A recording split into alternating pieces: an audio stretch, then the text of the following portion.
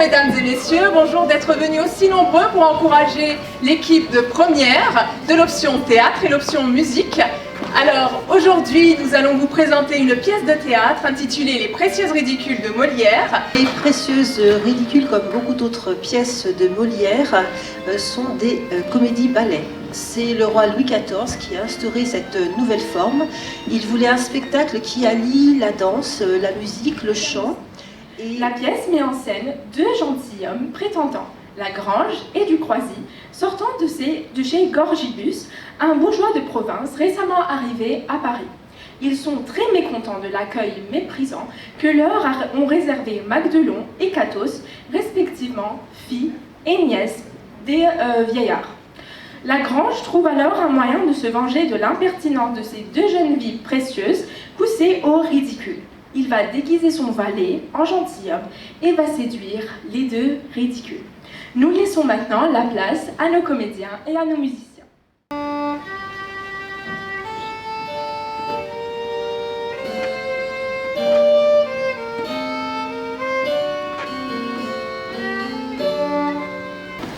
Sans doute, l'air précieuse n'a pas seulement affecté Paris, il s'est répandu dans les provinces et nos donzelles ridicules en ont humé leur bonne part. En un mot, c'est un ambigu de précieuses et de coquettes que leur personne. Vous avez vu ma nièce et ma fille? Les affaires iront-elles bien? Quel est le résultat de cette visite? Oh là, Marotte! Que désirez-vous, madame? Où sont vos maîtresses? Dans leur cabinet. Que font-elles? De la pommade pour les lèvres. C'est trop pommadé sous ça. Dites-leur qu'elles descendent.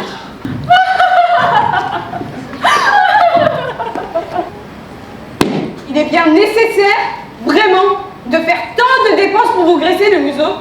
Dites-moi ce que vous avez fait à ces gentilshommes, que je les vois sortir avec tant de froideur. Ne vous avais-je pas commandé de les recevoir comme des personnes que je voulais vous donner pour mari? Et quelle estime, mon père, voulez-vous que nous fassions du procédé de ces gens-là? Le moyen, mon oncle, qu'une fille peut s'accommoder de leur personne. Et qui trouvez-vous à redire? La belle galanterie que la leur. Quoi? Débuter d'abord par le mariage? Et par où veux-tu donc qu'il débute? Oh non, quelle horreur! Par le concubinage? Et ce lien sacré où ces deux gentilshommes aspirent, n'est-il pas un témoignage de l'honnêteté de leur intention? Ah, mon père! Ce que vous dites là est du dernier bourgeois. Vous êtes démodé. Mon oncle, ma cousine donne le vrai dans la chose. Venir en visite amoureuse. Lorsqu'on est incongru en galanterie, je m'en vais gager ce qu'ils n'ont jamais vu sur la carte de tendre. Venir en visite amoureuse avec une jambe toute unie, un chapeau désarmé de plumes, une tête irrégulière en cheveux et un costume qui montre une indignance de ruban. Mais quels amants sont cela? Et j'avoue que lorsque voilà un laquais qui demande si vous êtes au logis et dit que son maître vous veut venir voir. Apprenez son à vous énoncer moins vulgairement. Dites, voilà un nécessaire qui demande si vous êtes en commodité d'être visible. Dame, je n'entends point le latin et je n'ai pas appris comme vous la philosophie dans les grands cirques. L'impertinent, le moyen de souffrir cela. Et qui est-il, le maître de ce laquais? On me l'a nommé le marquis de Mascarille.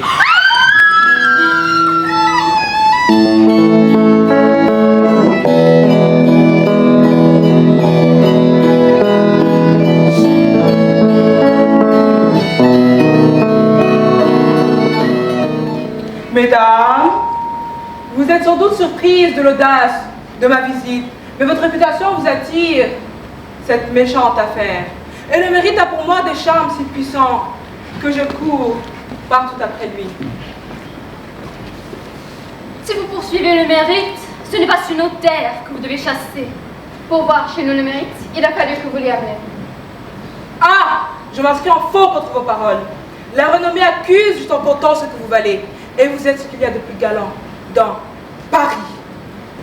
Ma chère, ce caractère enjoué! Je vois bien que c'est un donjon.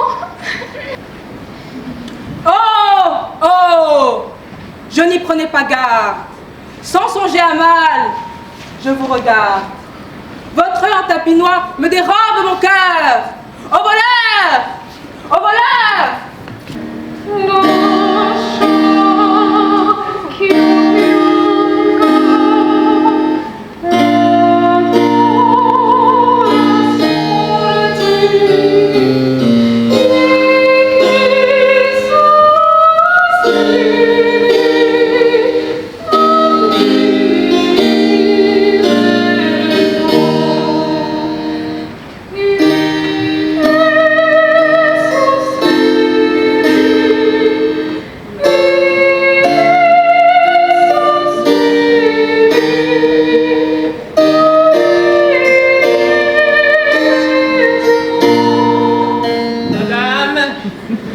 On demande à vous voir. Qui? Le vicomte de Jodelet. Le vicomte de José? Oui, monsieur. Le connaissez-vous? Oui, c'est mon meilleur ami. Oh, chien! Faites entrer vite mort! Permettez-nous de faire honneur à notre réputation.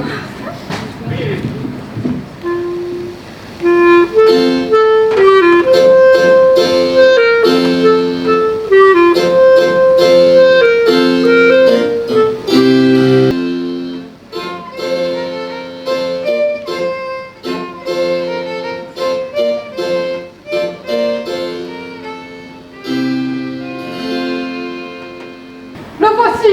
Ah, vicomte! Ah, marquis. Que je suis aise de te rencontrer. J'ai de joie de te voir ici. Oh, baise-moi donc encore un peu. Mesdames, agréez que je vous présente ce gentilhomme-ci. Sur ma parole, il est digne d'être connu de vous.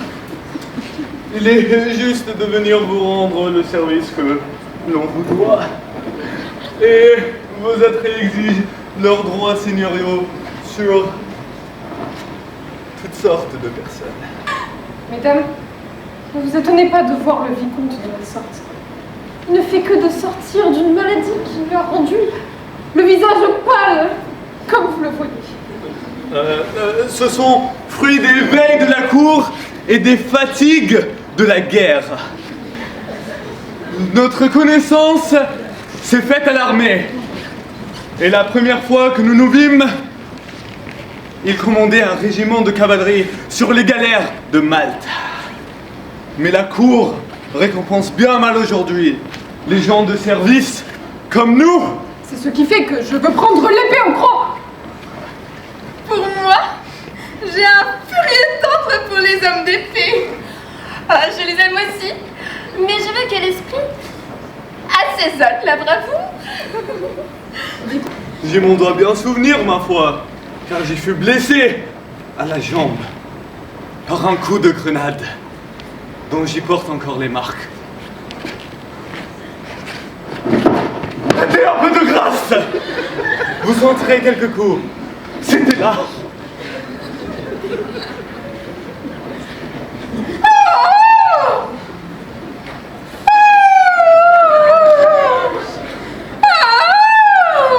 Il est vrai que la cicatrice est grande. Oh, donnez-moi un peu votre main.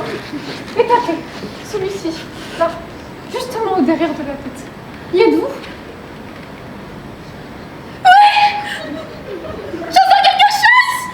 C'est un coup de musquet que je reçus la dernière campagne que j'ai faite. Voici un autre coup qui me percède de part en part à l'attaque de Gravelines. Quant à moi, je vais vous montrer une furieuse Ah, il n'est pas nécessaire. Nous y croyons tout entier. Oh, voilà nos amis qui arrivent.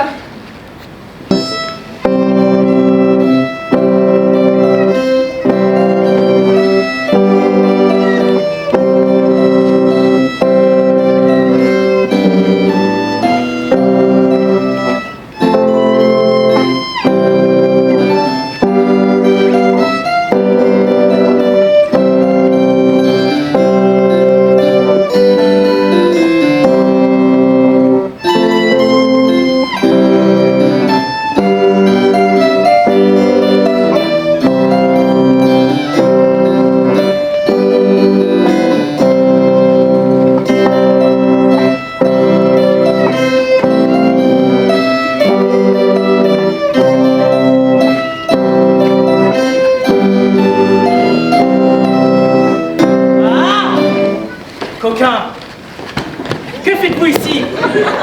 Il y a 3 heures que nous vous cherchons. C'est bien à vous, infâme que vous êtes, avoir joué l'homme d'importance. Voilà qui vous apprendra à vous connaître. Et quelle est donc cette audace de venir nous troubler en notre maison? En notre demeure? Comment? Mesdames, nous endurerons que nos laquais soient mieux reçus que nous, qu'ils viennent vous faire l'amour à nos dépens et vous donnent le bal. Quelle insolence! Mon Dieu! Quelle impudence!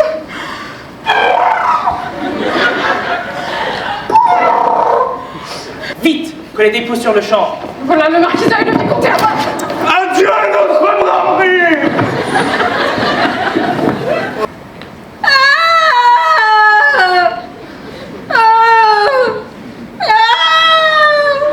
Mon Dieu! Quelle confusion!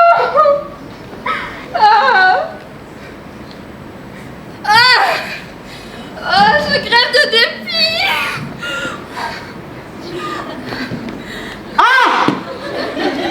Coquine que vous êtes, vous nous mettez dans de beaux draps blancs à ce que je vois. Et je viens d'apprendre de belles affaires, vraiment, de ces messieurs qui sortent. Et vous, Marot, oserez-vous vous tenir ici après votre insolence?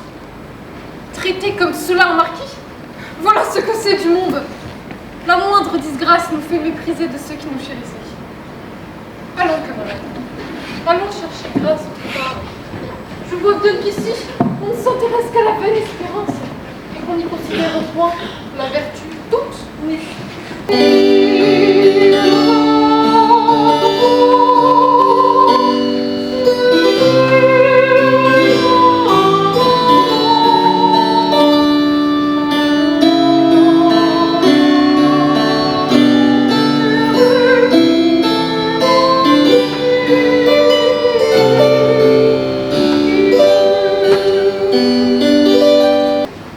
Et voilà ce que vous vous êtes attiré par vos extravagances.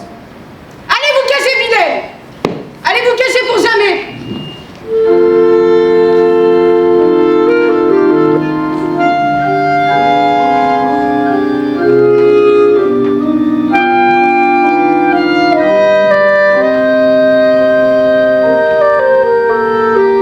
Et vous, qui êtes cause de leur folie, sottes billevesées, pernicieux amusements des esprits oisifs, romans, vers, chansons sonnées et sonnettes, puissiez-vous être à tous les diables. Puissiez-vous être à tous les diables. Puissiez-vous être à tous les diables.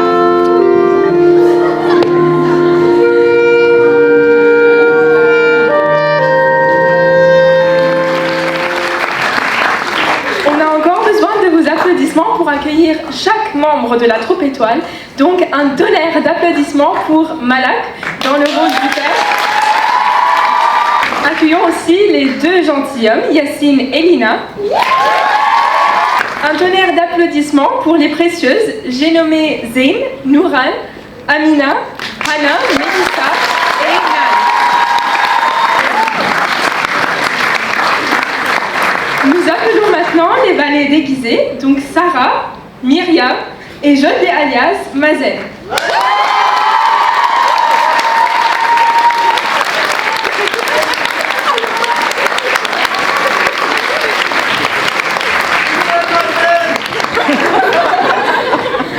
Applaudissez, je vous prie, bien fort les musiciens.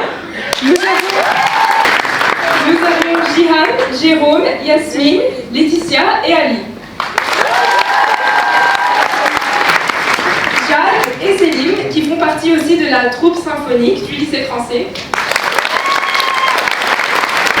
Enfin, nous appelons notre chef d'orchestre, Madame Poirier.